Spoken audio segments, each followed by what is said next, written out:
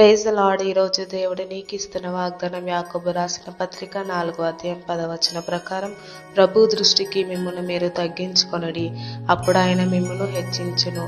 అవును నా ప్రియ సహోదరి సహోదరుడా, దేవుడు మనందరికీ చెప్తున్న మాట, మనం ఆయన దృష్టికి తగ్గించుకోవాలని దేవుడు చెప్తున్నాడు. గర్వంతో ఎప్పుడు కూడా మన స్నేహం ఉండకూడదు. కొంతమంది చాలా గర్వంతో ఉంటారు. ఆ గర్వం ఎందుకు పనికిరాదు.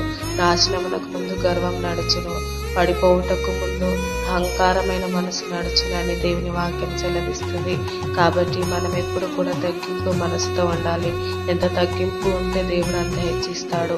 మనం ఏం పని చేసినా దానిలో తగ్గింపుతో ఉండాలి. గర్వానికి అసలు చోటు ఇవ్వకూడదు.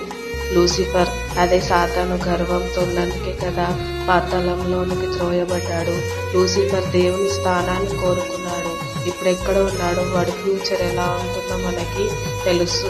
కాబట్టి మనం తగ్గించుకుందాం. దేవుని దృష్టికి తగ్గింపైన మనసు మనం కలిగి ఉందాం. యేసు ప్రభు మనకి లోకంలో మాదిరి చూపించాడు. అసలు ఈ సృష్టి యేసు ప్రభుది కదా. ఆయన మన కోసం పశువుల పాకులో జన్మించాడు. ఎంత తగ్గింపు కదా ఆయనకి. మనం కూడా మనకి ఎంత పెద్ద పొజిషన్ ఉన్నా సరే దేవుని దృష్టికి తగ్గించుకొని ఉండాలి. అప్పుడు ఆయన మనల్ని హెచ్చిస్తాడు.